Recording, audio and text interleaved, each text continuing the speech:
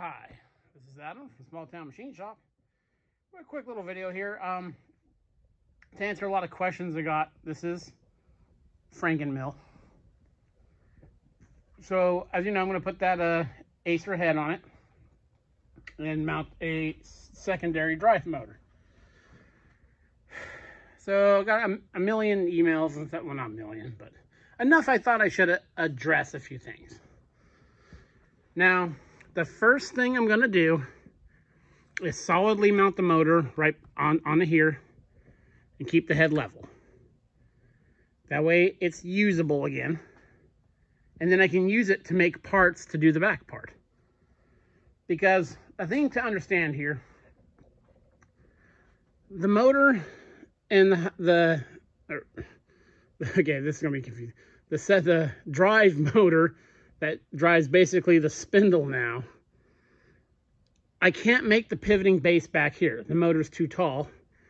And I don't know if you call it the fulcrum point, but from the middle of this to the top of the pulley groove I cut, if I go to pitch the head, I'd have to match that, that arc.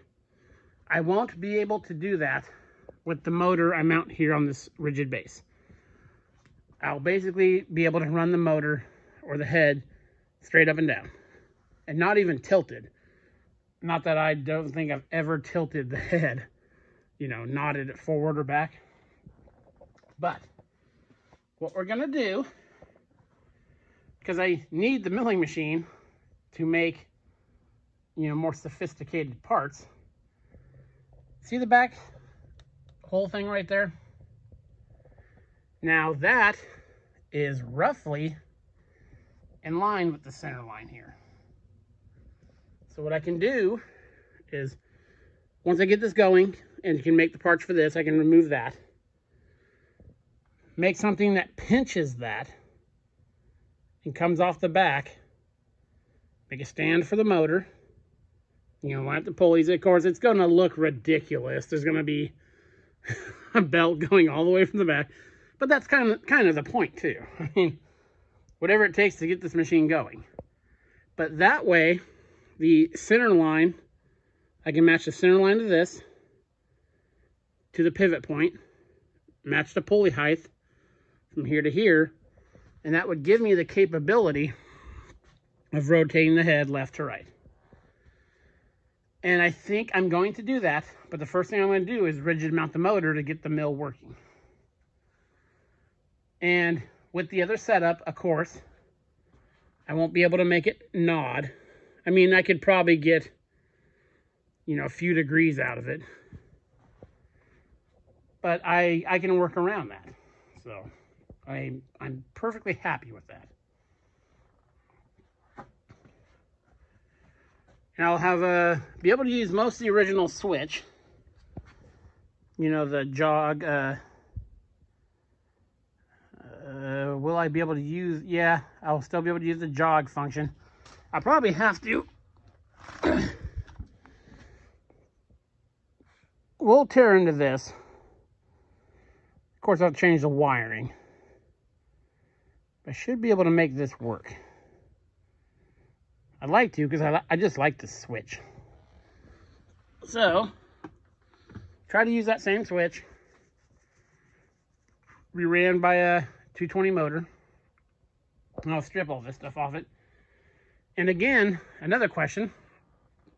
Why don't you run it with a 3-phase motor with a VFD that will have variable speed? Well, in the Acer, the other head, it has the variable speed cone pulleys. So we already have variable speed through the head that's going to be mounted to this. So all I want to do is, one thing I do need to do is find the tag to the original Acer motor, which I think I have somewhere, because I need to find out the RPMs of it. Because let's say my motor spins faster or slower, I need to make a pulley adjustment on the driver motor, to match that. That way my spindle speeds on the dial there will be reasonably accurate.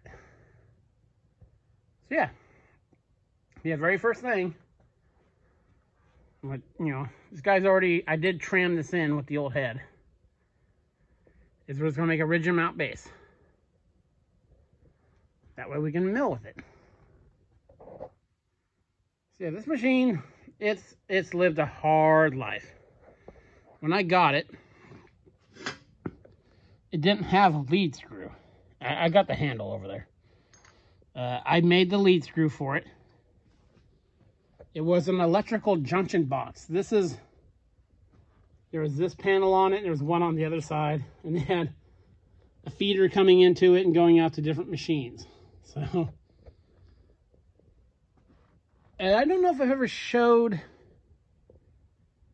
in the old shop, it was running, but the head was very, very noisy because it had that cracked pulley and a bunch of other things wrong with it. And the power feed didn't work and all that other stuff. So, if I want to get it up and running, I need to. That way I can do milling videos here. Because I don't like to film at my buddy's place.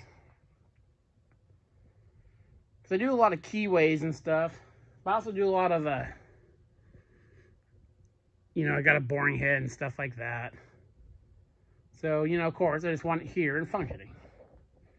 That's our plan. Just want to answer some questions and comments. I got a lot of good suggestions. And I always welcome your guys' suggestions and questions and ways I could do it better and all that stuff. So always feel free to, you know, throw your 10 cents into the pot, and I consider everything you guys say. I'll leave it at that. There are no, well, I'm not going to say there aren't any stupid suggestions, but most of them make sense. So yeah, that's the plan. And tomorrow, I'm going to the steel yard, get some steel with the ridiculous prices steel is right now. And we will start making the saddle part that goes to this. That'll be tomorrow's plan. So yeah. This is Adam from Small Town Machine Shop. Please comment, like, and subscribe, and thanks for watching.